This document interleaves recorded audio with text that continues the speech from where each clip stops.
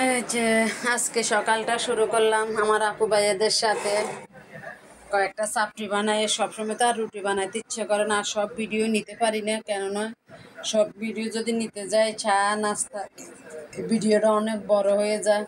তো আমার ওই বড় ভিডিও তো আমার আপু ভাইয়েরা দেখতে চায় না, ওই জন্য বড় ভিডিও করতেও ইচ্ছে করে না। তারপরেও মাঝে মাঝে ভিডিওর ক্ষেত্রে বড় ভিডিও ছাড়তেই হয়, না ছাড়লে তো আপনারা জানেন কি অবস্থা হবে।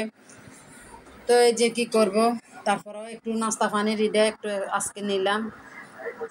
তা আজকে একটু কি করব, গরিবের ইলিশ মানে ছোট সাইজের, এটারে একটু করব, সরিষা ইলিশ করব।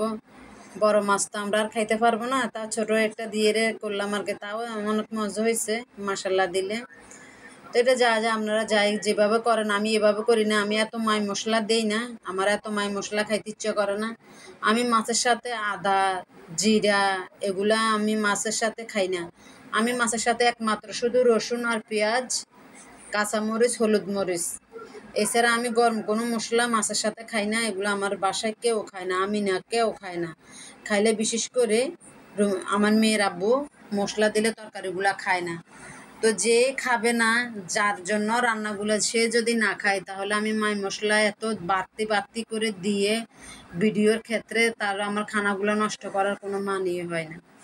তো ওই জন্য আমি এত মাই মশলা দিই না। আমি যেটা খাইতে পারবো আমি সেটাই দিই, সেটাই আপনাদেরকে দেখাই, বাড়তি কোনো কিছু না। তো আপনাদের তো কোনো এগুলো শেখানোর কোনো কিছু না, আবার কিছু মনে করবেন না, আপনাদেরকে শিখাইতেছি। আর যারা আছেন আমার ভিডিওগুলো যারা দেখতে ভালো লাগে দেখবেন, আর যাদের দেখতে ভালো না লাগে তারা স্কিপ করে চলে যাবেন, অসুবিধা নেই। তো কী করবা, যে আজকে আবার শুধু মাছ দিয়ে তো আর ভাত খাওয়া হয় না। আমি আবার একটু তিত করলা নিয়ে আসলাম।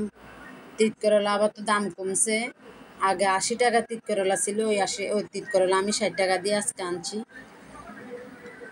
তাও মানে একটু মোটামুটি আছে, সব বাজারে তো আর এক না। ফেসবুকে শোনা যায় খালি দাম কমছে দাম কমছে, কিন্তু বাজারে যায় দেখা যায় কমে না। না, আমি যেটা সত্যি সেটাই বলছি। তো আমার রান্না বান্নাগুলো শেষ, যদি ভালো লাগে একটু লাইক কমেন্ট শেয়ার করে দিবেন, এই ছোট বোনটার পাশে থাকবেন। তো এই যে তিত করলাগুলা বাজি বসাইলাম। আমি বাজিটা এইভাবে বসালে কি হয়, কালারটা অনেক সুন্দর আসে, ওই কারণে আমি বাজিটা এইভাবে করেই বসাই। আমার বাজিগুলো একদম লাল লাল হতে হবে, না হলে আমি তিত করলা বাজি খাই না একদম। এই যে আমার বাজিগুলো এরকম লাল লাল হতে হবে, তাহলে আমি বাজি খাবো, না হলে আমি খাবো না। সবাই ভালো থাকবেন। তো এই যে আমার রান্নাগুলো কমপ্লিট হয়ে গেছে। তো ওকে আজ এই পর্যন্ত, সবাইকে আল্লাহ হাফেজ।